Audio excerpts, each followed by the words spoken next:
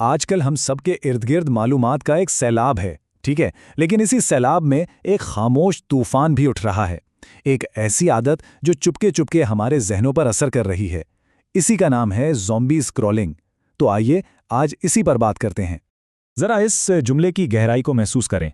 यह बिल्कुल उस कैफियत को बयान करता है जब कोई शख्स बिना सोचे समझे स्क्रॉलिंग में खो जाता है। उंगली तो चल रही होती है, स्क्रीन भी बदल रही होती है, लेकिन जहन वो बिल्कुल साकित कहीं और ही होता है। तो आखिर ये ज़ॉम्बी स्क्रॉलिंग है क्या? कुछ लोग इसे डूम स्क्रॉलिंग भी कहते हैं। यूं समझें कि ये हमारे इस दौर की एक ऐसी आदत है जहां इंसान घंटों बिना किसी मकसद के बस मोबाइल या लैपटॉप की स्क्रीन पर वीडियोस और पोस्ट देखता चला जाता है। अच्छा, तो इसके पीछे की साइंस क्या है, ये जानना बहुत ज़रूरी है, क्योंकि ये सिर्फ कोई बुरी आदत नहीं है, बल्कि ये एक बहुत सोच समझकर, बहुत एहतियात से बनाया गया एक नफ्सियाती जाल है। और इस जाल की सबसे खतरनाक बात पता है क्या है? ये कि अक्सर लोगों को एहसास तक नहीं होता कि वो इसमें फंस चुके हैं। वो यही सोचते रहते हैं कि अरे बस थोड़ी देर के लिए तो फ़ोन देख रहा हूं, और फिर पता चलता है कि घंटे गुजर गए। तो ये होता कैसे? सारा खेल असल में हमारे दिमाग के रिवॉर्ड सिस्टम का है। पहला कदम बस यूं ही बेमकसद स्क्रॉल करना। जैसे ही कोई नई दिलचस्प चीज स्क्रीन पर आती है ना, दिमाग को एक छोटा सा इनाम मिलता है, एक डोपामाइन का झटका, और फिर दिमाग कहता है वाह ये तो मजा आया, चलो फिर करते हैं। बस इसी तरह ये चक्कर चलता रहता है और हमें पता भी नहीं चलता कि कब ये एक पक्की आदत, एक लत बन गई है। अक्सर लोग ये समझते हैं कि इसका सबसे बड़ा नुकसान बस वक्त का ज़ाया है, लेकिन हकीकत यह है कि इसके जो नतायज है ना, वो चंद घंटे ज़ाया होने से कहीं ज़्यादा गहरे और सच कहूं तो खतरनाक है। पहला और सबसे बड़ा नुकसान है ज़हनी इंतशार, यानी फोकस का ख़त्म हो जाना। जब दिमाग पर मुसलसल नई मालूमात की बमबारी होती है ना, तो वो एक जगह टिक ही नहीं पाता। कभी सोचा है कि आजकल किसी किताब का एक सफ़ा पढ़ना या किसी काम पर ध्यान लगाना इतना मुश्किल क्यों हो गया है? यही वजह है, हमारा दिमाग गहराई से सोचने की सलाहियत खो रहा है। दूसरा नुकसान है मनफी जज्बात का बढ़ना। स्क्रॉलिंग करते हुए अक्सर मनफी खबरें, लड़ाई झगड़े और बुरी चीज़ें सामने आती हैं। ये सब देखकर इंसान के अंदर बेचैनी और परेशानी बढ़ती जाती है। वो बज़ाहिर तो आराम से बैठा होता है, लेकिन अंदर ही अंदर एक तूफान चल रहा होता है। फिर आता है हकीकत से दूरी का मसला।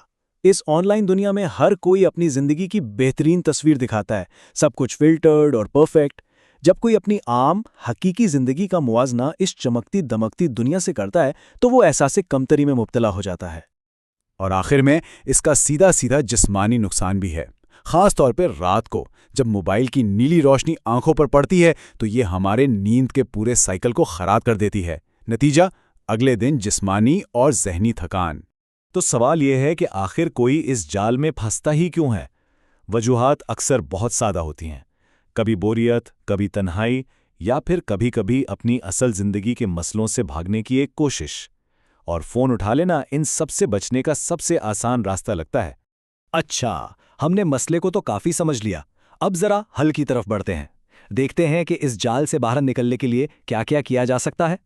चलें, अब इस जाल से निकलने की बात करते हैं। 4 बहुत ही अमली, बहुत ही कारामद तरीके हैं। पहला, टाइम लिमिट सेट करें। हर ऐप को दिन में कह लें कि 15 से 20 मिनट से ज़्यादा नहीं देना। दूसरा कदम, थोड़ा डिजिटल फासला बनाएं। जो ऐप्स बार बार अपनी तरफ खींचती है ना, उन्हें होम स्क्रीन से हटा दें, नोटिफिकेशंस बंद कर दें। तीसरा, जब भी फ़ोन उठाकर स्क्रॉल करने का दिल चाहे, उसकी जगह कुछ और करें। बाहर चहलकदमी कर लें, कोई किताब उठा लें, किसी से बात कर लें। और चौथा, और ये बहुत अहम है, रात को सोने से पहले खुद से ज़रूर पूछें, आज कितना वक्त इस बेमकसद स्क्रॉलिंग में गया?